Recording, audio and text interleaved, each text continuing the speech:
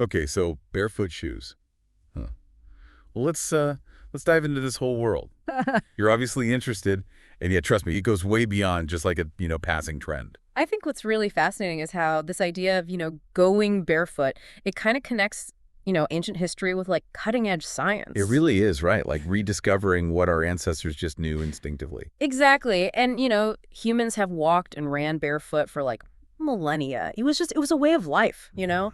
And we see that like today with indigenous communities like the Tarahumara in Mexico who are famous for, running crazy distances barefoot.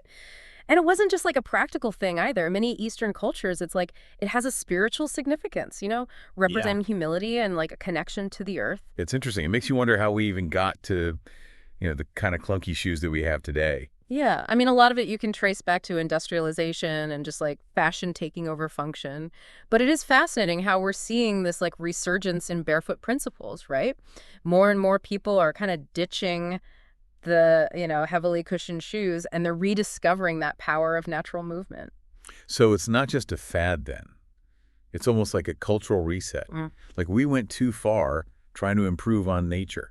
I think that's a great way to put it. Our feet, they're incredible feats of engineering. We're talking 26 bones, 33 joints, over 100 muscles, tendons, ligaments, all working together to provide support, balance, propulsion. It seems like, our modern shoes with their thick soles and rigid structures might actually be like hindering that natural function. Exactly. When you think about it, like if you wear a shoe with a lot of cushion, your foot doesn't have to work as hard, right? And all those muscles and tendons that are supposed to be absorbing shock and, providing stability, they just kind of weaken from not being used. It's almost like we've created a generation of feet that are over-supported but under-challenged. Yeah, and that can lead to so many problems, collapsed arches, plantar fasciitis, knee pain, hip pain, even back pain. So barefoot shoes, it's all about going back to that natural state, letting all those intricate structures in our feet do what they were designed to do. Exactly, letting your foot move freely, engaging those muscles, strengthening your foundation. So a true barefoot shoe, it's going to have a zero drop design, meaning the heel and toe are level with each other. It'll have a wide toe box so your toes can splay naturally, and thin, flexible soles to give you maximum ground feel. And minimal cushioning too, right? So your foot has to kind of learn to absorb shock naturally again. Precisely. It's all about, reawakening those natural shock absorbing mechanisms in your body and building strength and resilience in your feet. So it's a whole new way of thinking about footwear. Yeah. It's not about comfort or style necessarily. It's about function and health. Yeah, it's a paradigm shift. And it can be really empowering. You start to realize that your body has this innate wisdom and ability to move gracefully and efficiently when you just give it the freedom to do so. So how do we start? If we Yeah. want to ditch our clunky shoes and embrace this barefoot lifestyle, I mean, we can't just, go from zero to barefoot overnight, right? You're absolutely right. It's a gradual transition. It's a process of retraining your feet and letting those muscles adapt over time. So no sprinting barefoot out the door on day one. Definitely not. Think of it like learning any new skill. It takes Yeah. time, patience, consistency. Okay, so walk us through this. What's the best way to approach this transition? Well, here at Bear Tread, we've developed this 5-phase plan to kind of guide people through this. It's a very comprehensive approach. It takes into account both the physical and the mental aspects of transitioning to barefoot shoes. 5 phases sounds pretty thorough. So break it down for us. What's that first step? Okay, so phase one is all about preparation, laying the groundwork before you even like put on a barefoot shoe. And what does that involve? It starts with just spending more time barefoot at home, getting used to that feeling of the ground beneath your feet. You start with short durations and then increase the time as your feet adapt. So like walking around the house barefoot, doing chores, maybe watching TV. Exactly. And you can start incorporating some like, basic foot exercises too, toe spreads, ankle circles, just gentle calf stretches, anything to start waking up those muscles. Would you recommend consulting with a podiatrist or physical therapist at this stage? Especially if someone you know has like pre-existing foot issues. Yeah, it's always a good idea to get a professional assessment, especially if you have any concerns. They can help identify any potential issues and they can give you personalized guidance. Okay, so we've prepped our feet, we've talked to the experts. Now what? Now we move on to phase two, which we call first contact. And this is where you actually introduce those barefoot shoes. The moment we've all been waiting for. But remember, start slow. We're talking maybe 30 to 60 minutes on day one, just walking around the house. Let your feet get acquainted with the feel of the shoes and all that extra sensory input from the ground. So easing in, letting our feet and our brains kind of adjust to this new way of moving. Exactly. And just pay attention to how your feet feel. A little muscle fatigue is totally normal, but if you get any sharp pain, that means you need to back off and reassess. It's all about listening to your body and respecting its limits. Precisely. And as you start to get more comfortable in your barefoot shoes, then you can start to gradually increase the duration and the intensity of your activities. So what about phase 3? Okay, phase 3, we're focusing on building endurance. So now you're starting to venture outside for walks. Gradually increase the distance and the time you're spending in your shoes. So like exploring the neighborhood, maybe walking to the park, maybe even, tackling a hiking trail. Exactly. And remember, keep up those foot exercises. Those are crucial for strengthening those often neglected muscles and preventing any injuries. So it's like we're training for a barefoot marathon one step at a time. I love that analogy. It's exactly that. It's about gradually building up your capacity and letting your body adapt at its own pace. Okay, so we've mastered walking. Our feet are feeling strong and resilient.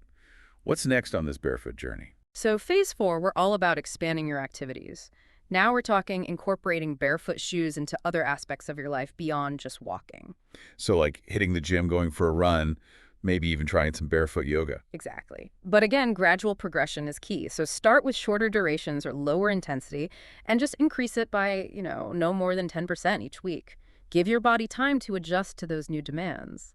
And don't forget, different activities might actually require different types of barefoot shoes. There are hiking boots, running shoes, even dress shoes now that are made with those barefoot principles. That's great. Seems like the barefoot shoe industry is really evolving to meet the needs of a wider range of people. Absolutely.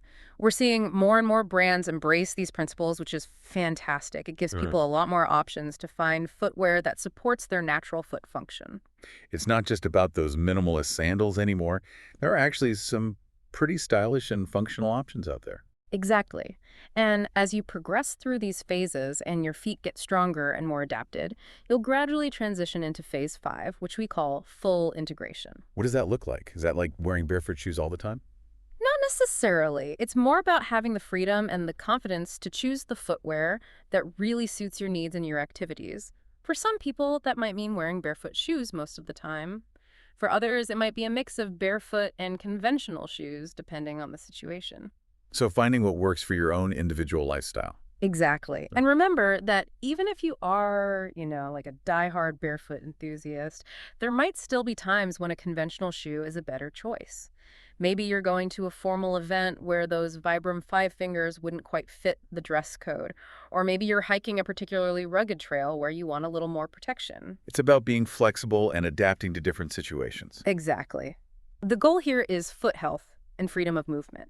Not, like being dogmatic about wearing one type of shoe. That makes a lot of sense. But I want to kind of dig a little deeper into the science behind this.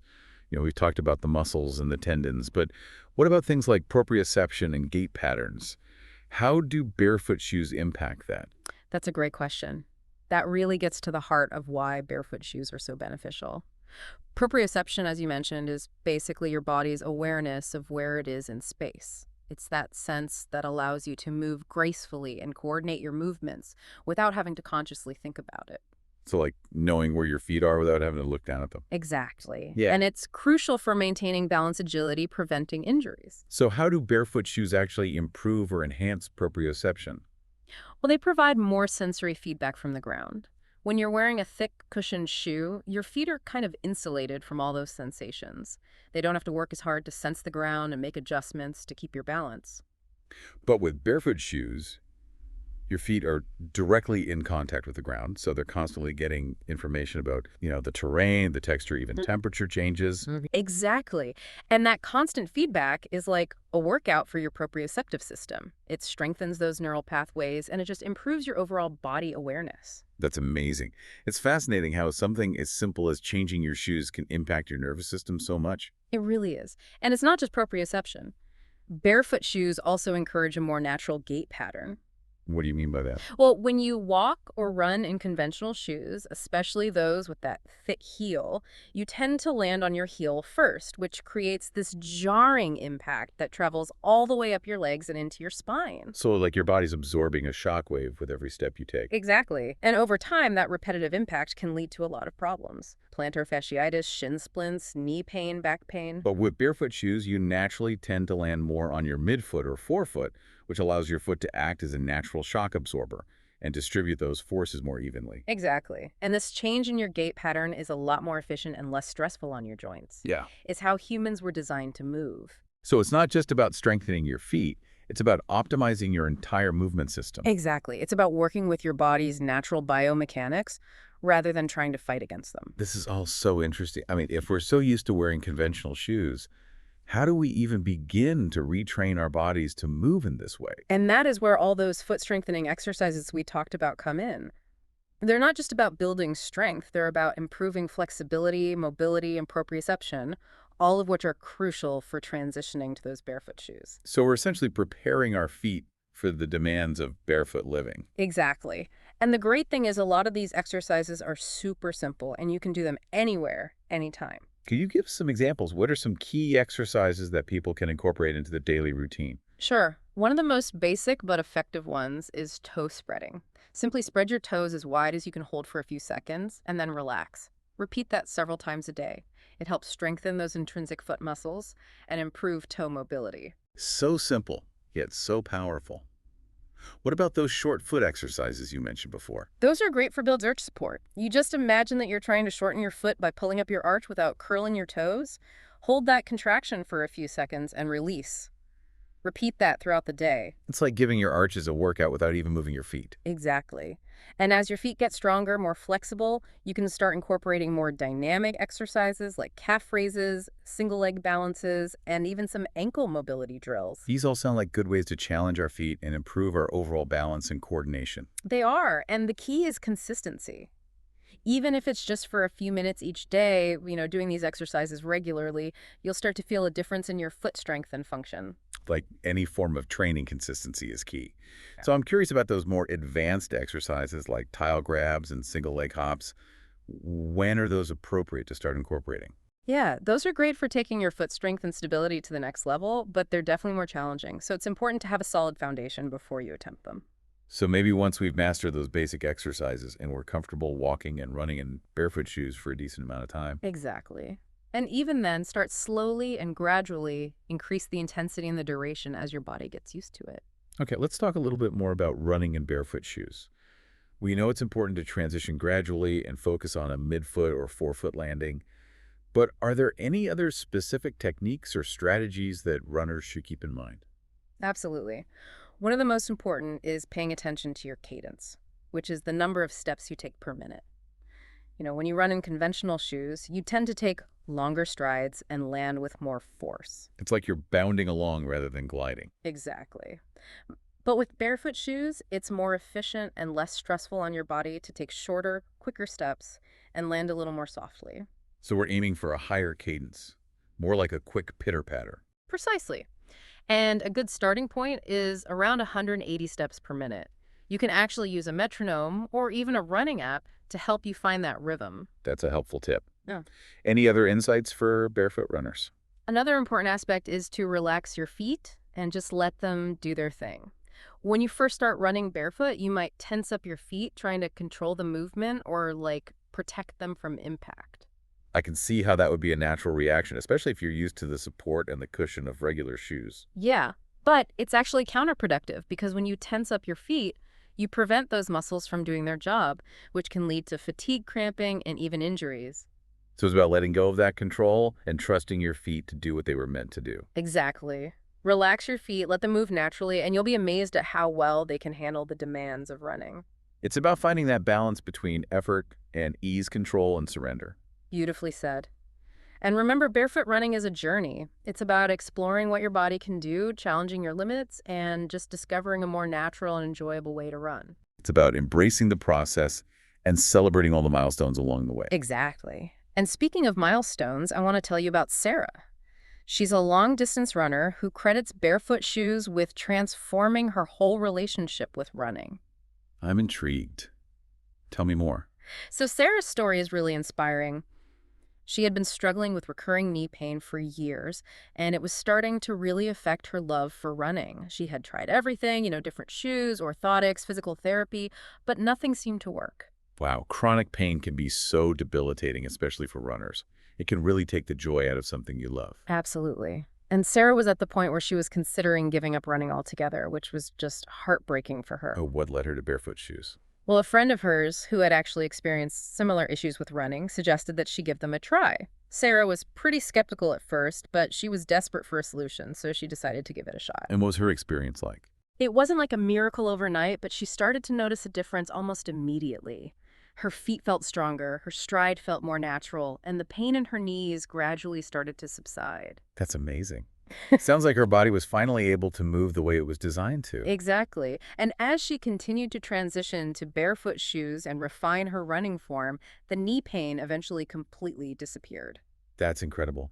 It's amazing how the body can heal itself when we give it what it needs. Yeah, it's a testament to the power of listening to your body and, making changes that support its natural function.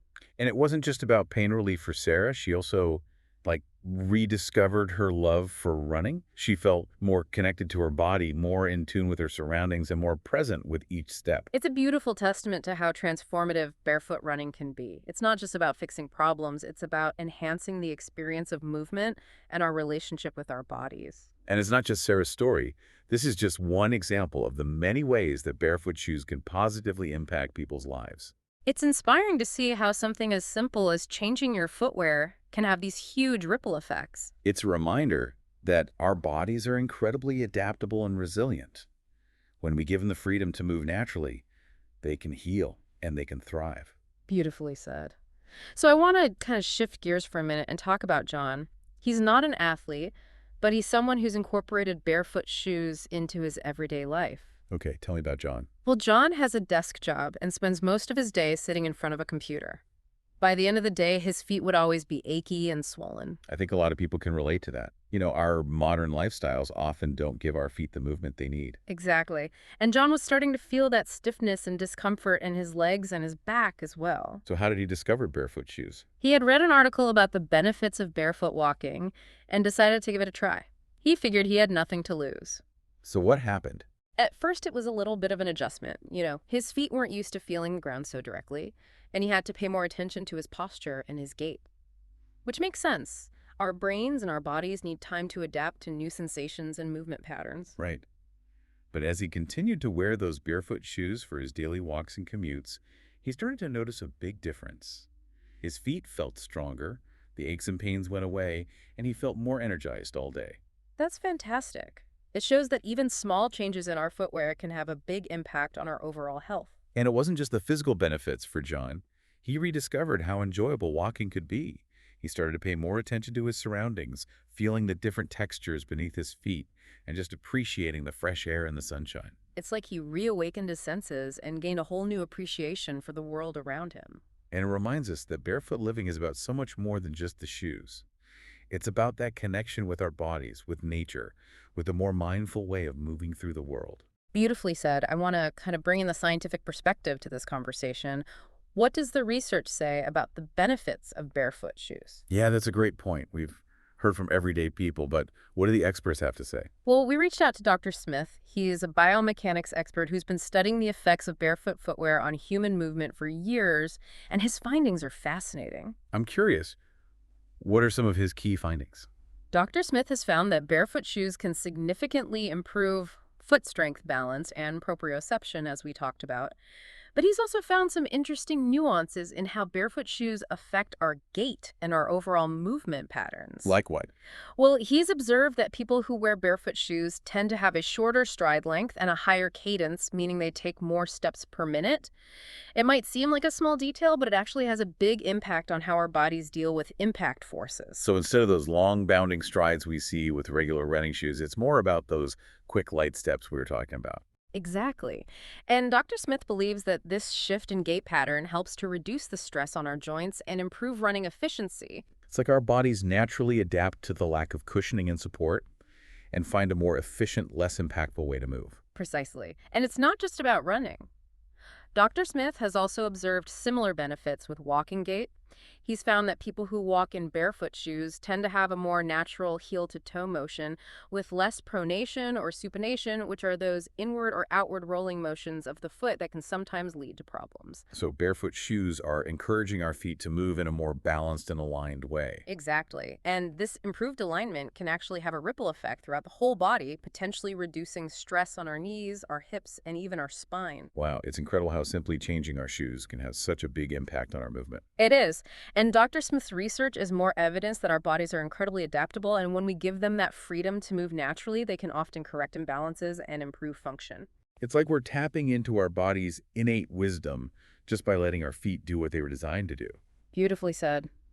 But while all of the scientific evidence for the benefits of barefoot shoes is mounting, there's still a lot of debate and discussion surrounding this topic, especially in the running world. Right. There seems to be strong opinions on both sides. Yeah. Some runners swear by barefoot shoes, saying they've helped them run faster, farther, pain-free, and others are more hesitant, concerned about potential injuries. Yeah, it's definitely important to acknowledge those concerns and, approach barefoot running with a healthy dose of caution and respect for your body's limits. But it's also important to remember that a lot of those concerns stem from misunderstandings or a lack of, education on how to safely and effectively transition to barefoot running. So it's not about dismissing those concerns, it's about addressing them with evidence-based information and sound advice? Exactly. And that's where resources like Bear Tread come in. They're dedicated to providing accurate, reliable information and guidance to help people make informed decisions about their footwear and their running. Speaking of Bear Tread, you mentioned earlier that you had some bonus insights from their experts. Can you share some of those with us? Absolutely. One thing they emphasize is the importance of adding some more specialized exercises into your routine beyond those basic ones we already talked about. Ooh, this is getting good. Hmm. I love those insider tips. Well, they're big fans of an exercise called tile grabs. Have you heard of that one? Tile grabs. That sounds interesting. Tell me more. So it's actually pretty simple, but very effective. You stand barefoot on a smooth, hard surface, like a tile floor, and then you use your toes to try to grip the surface, almost like you're picking up the tile with your feet. Whoa, that sounds tough. My toes are cramping just thinking about it.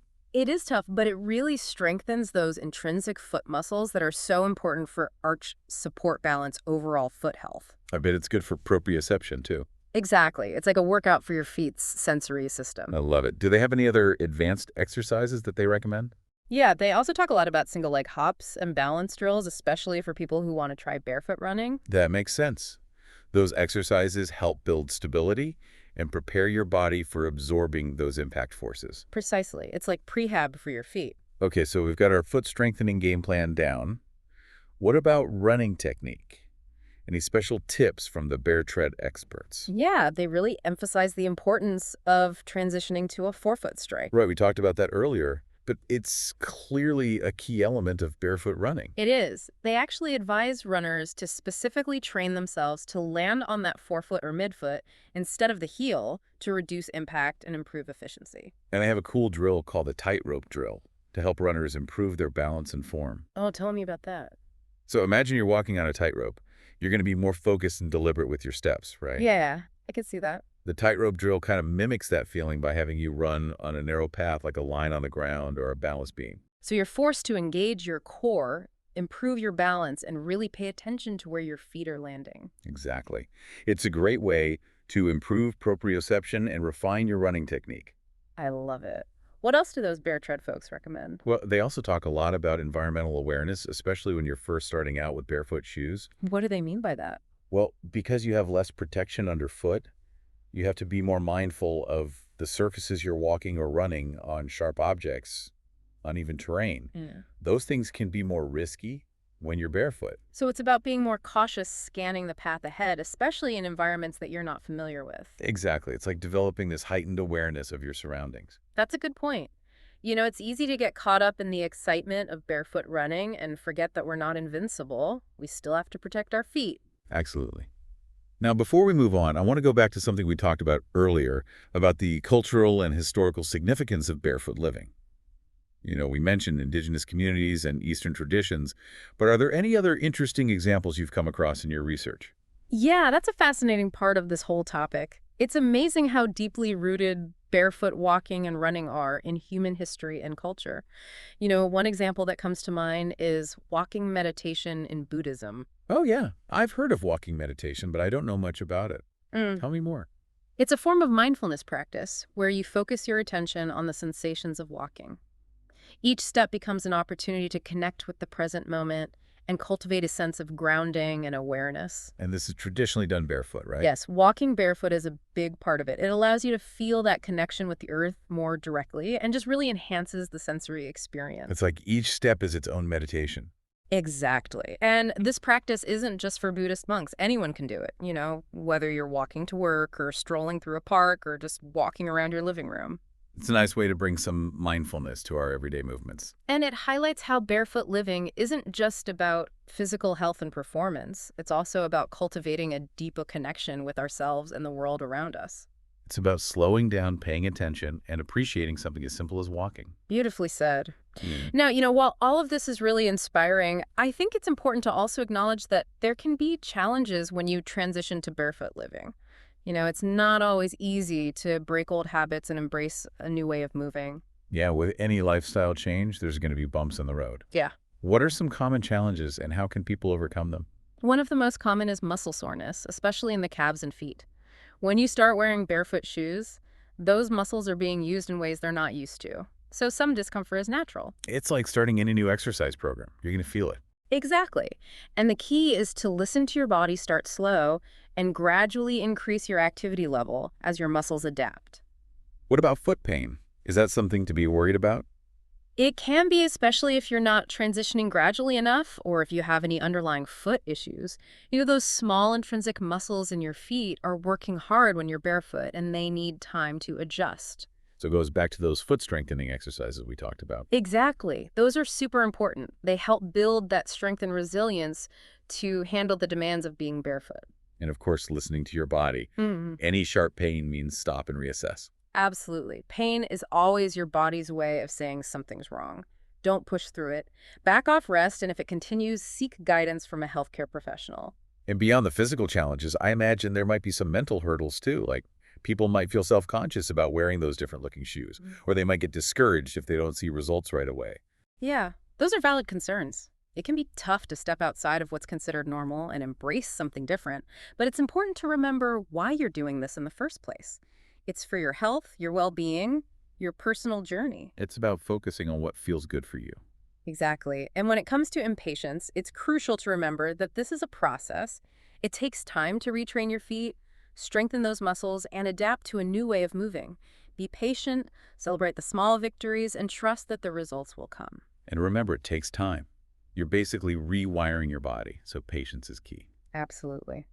Have you ever tried barefoot shoes? What are your thoughts on this whole movement? I've been curious about them for a while, but I haven't actually tried them. I've always been a little hesitant, worried about looking silly or getting injured. But after all this research and hearing these stories, I think I need to give it a try. I highly encourage it. It's a really amazing journey of self-discovery and a chance to connect with your body in a whole new way. You've convinced me I'm going to start doing some of those foot exercises and maybe even get a pair of minimalist shoes to see how it feels. Fantastic. I'm excited for you. It's a journey that can transform not just your feet, but your whole outlook on movement and well-being. Now, speaking of transformations, I'm curious how barefoot shoes are impacting the footwear industry as a whole. It seems like this movement is gaining some traction. How are shoe companies responding? Yeah, it's definitely shaking things up in the footwear world. For years, the focus has been on cushioning, support, and stability. But now, with the rise of barefoot running and this growing awareness of how important natural foot function is, shoe companies are starting to rethink how they design shoes. So we're seeing more minimalist shoes on the market, even from some of the bigger brands. Exactly. And it's not just about making shoes that look like barefoot shoes. It's about incorporating those barefoot principles into their designs.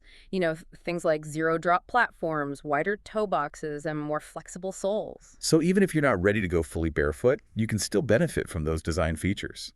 Absolutely. And it's exciting to see this shift happening. It means more people are learning about natural foot movement and the benefits of ditching those really supportive, restrictive shoes. It's like the industry is finally catching up to what our feet have been trying to tell us. I like that. And it's a win-win for everyone as consumers because now we have more options to find footwear that supports healthy feet and lets us move the way we're supposed to. So for those who are ready to buy a pair of barefoot shoes, what are some things to look for? That's a great question. With so many brands and styles, it can be tough to choose, but there are a few key features that really set a barefoot shoe apart from a conventional shoe. Okay, what are they? So first, a barefoot shoe should have a zero-drop platform. This means the heel and the toe are at the same level. So when your foot hits the ground, it's not elevated by a heel. So no more of those thick heels we see in most shoes. Exactly. Those heels can actually change how we walk and run naturally and put stress on our joints. A zero-drop platform lets our feet work the way they should. Got it. What else? Another thing to look for is a wide toe box. Your toes need space to spread out naturally. A narrow toe box can cramp your toes and restrict their movement, which can lead to problems like bunions, hammer toes, and even plantar fasciitis. So we want shoes that let our toes breathe. Exactly. And it shouldn't just be wide, it should be flexible. You should be able to bend and flex your toes freely inside the shoe. Yeah, that makes sense. Our toes are meant to move, not be stuck in a rigid shoe. Precisely. The next key feature is a thin, flexible sole. The sole should be thin enough to let you feel the ground. This is what gives you that sensory feedback we talked about earlier, and it lets your foot adjust to different terrains. So not those super thick cushion soles that make you feel like you're walking on clouds? No, not at all. Those actually dampen the important sensory signals and prevent your foot from working as well. Got it. Thin and flexible soles are what we're after. What else? Lastly, a barefoot shoe should have minimal cushioning. This might seem counterintuitive, but the goal is to allow your foot to do its job, which is to absorb shock. A really thick cushioned sole can actually weaken your foot muscles and make you more prone to injuries. So finding that balance between protection and letting our feet do what they're designed to do. Exactly. And keep in mind that there's no one right answer when it comes to barefoot shoes. Some people prefer a little more cushioning, especially when they're first starting out, while others prefer a truly minimalist shoe with very little cushioning. So it's all about experimenting and finding what feels best for you. Exactly. And there are so many different brands and styles out there, so you'll definitely find something that works for you. Just remember to look for those key features we talked about. Zero drop, platform wide, flexible toe box, thin, flexible sole, and minimal cushioning. Those are great guidelines. Yeah. So are there any particular brands or models that you recommend? I'm glad you asked. There are some amazing brands out there that are really pushing the boundaries of barefoot footwear. One that I always recommend is Vivo Barefoot. They have a huge variety of styles, from casual to dress to running, and they all incorporate those barefoot principles we've been talking about. I've heard of Vivo Barefoot. They have those minimalist and stylish designs. Yeah, exactly. And they're also committed to sustainable materials and ethical manufacturing practices, which is great. That's awesome.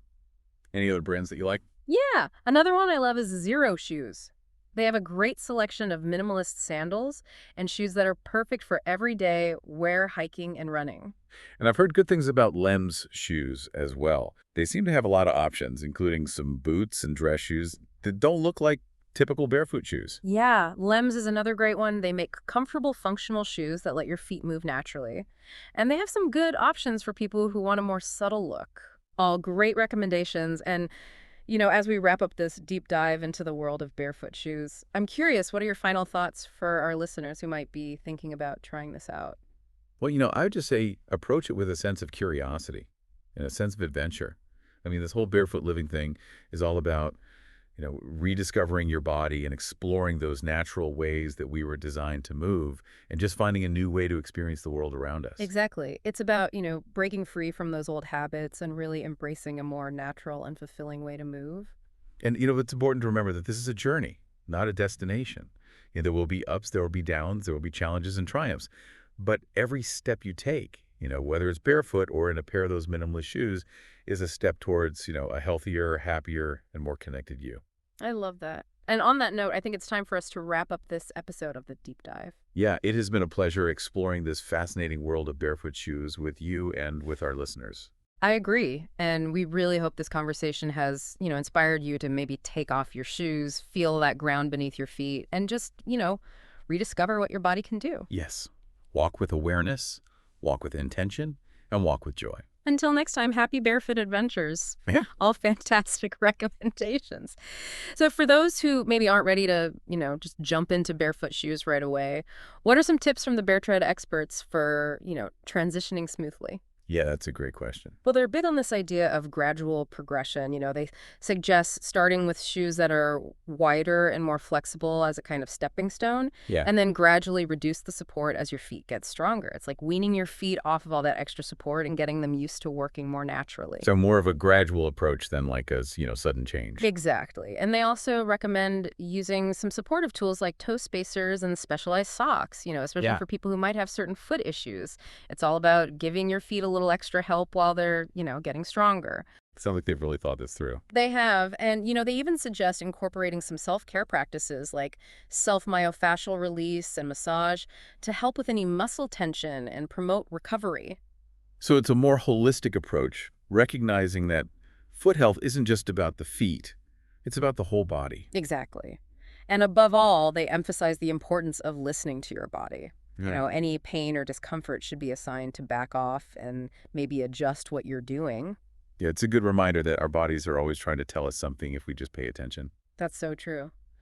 And one last point they make is that, this barefoot journey is different for everyone. There's no one-size-fits-all approach. So it's about embracing the uniqueness of our own bodies and finding what works best for us. Exactly. Be patient with yourself, trust the process, and enjoy the journey. I like that. Good. So it seems like we've covered just about every aspect of this whole barefoot shoe thing. I think we have.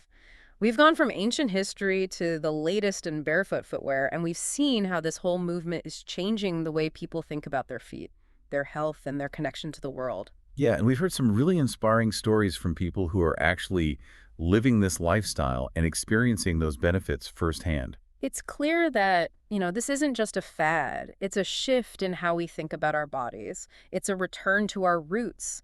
And it's really a celebration of what our bodies can do. So as we wrap up this episode, we encourage you to, step outside of your comfort zone, kick off your shoes, and feel that ground beneath your feet. Rediscover that joy of natural movement, awaken your senses, and reconnect with the earth. And remember, every step you take, whether it's Yeah. barefoot or not, is a step toward a healthier, happier, more fulfilling life. Until next time, happy barefoot adventures.